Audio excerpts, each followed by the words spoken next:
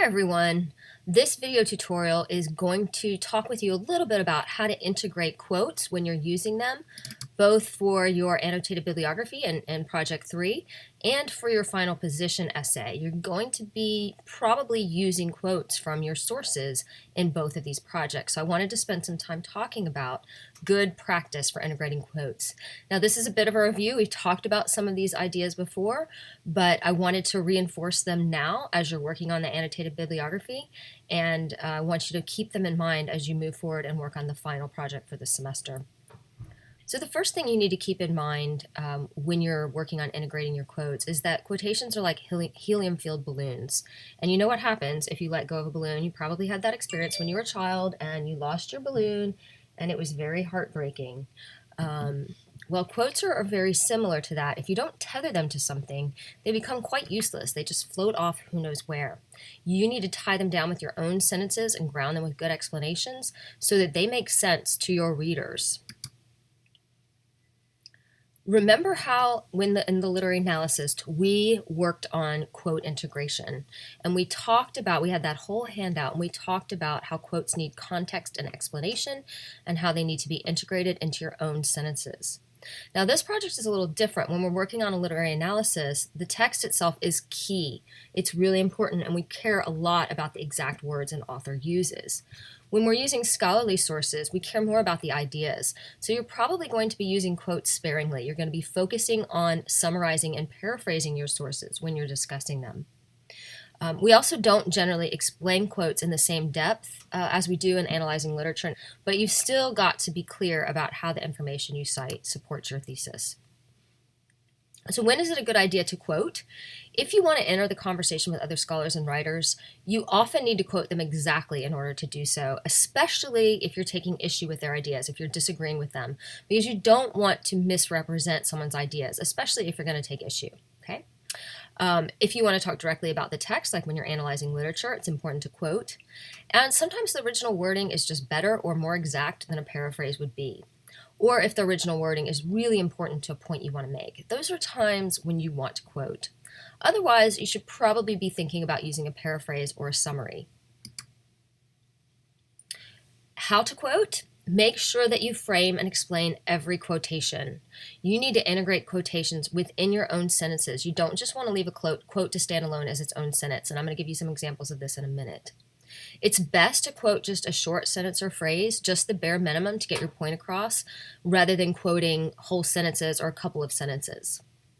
Remember, you always put any direct wording from the text into quotation marks.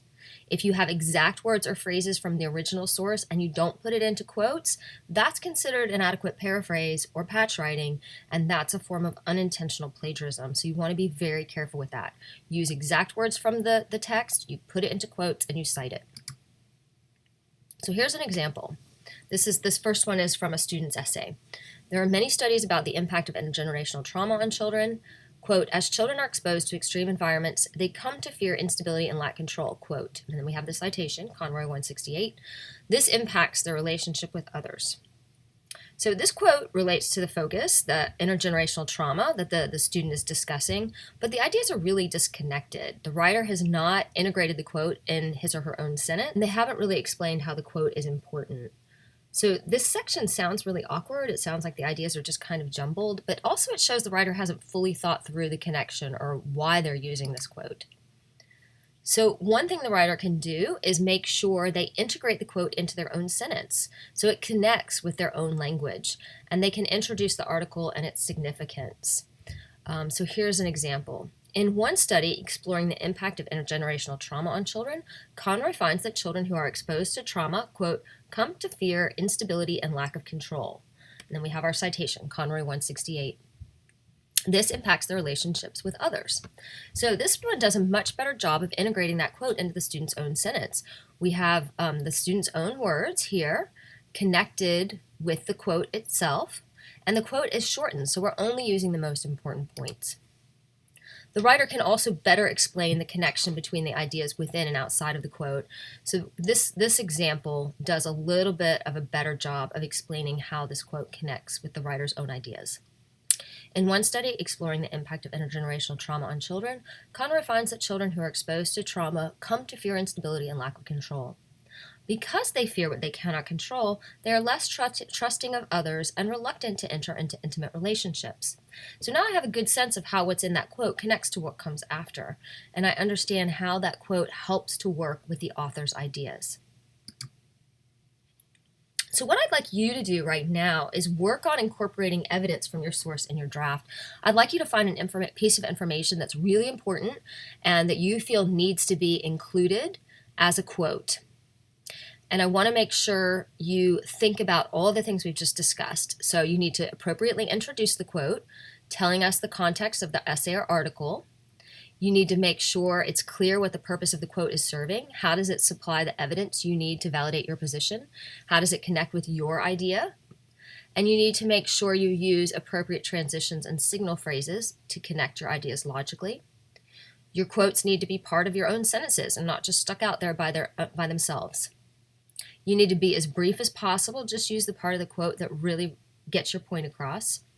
And you can alter quotes to fit within your own sentences. You can use brackets to tell us you've made a change or addition, and you can use ellipses to indicate you've left something out.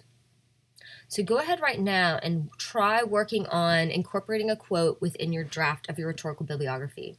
If you've already got a quote that you incorporated into the draft for today, then take a look and see how you're incorporating that quote. Are you doing it adequately according to what we've discussed in this tutorial?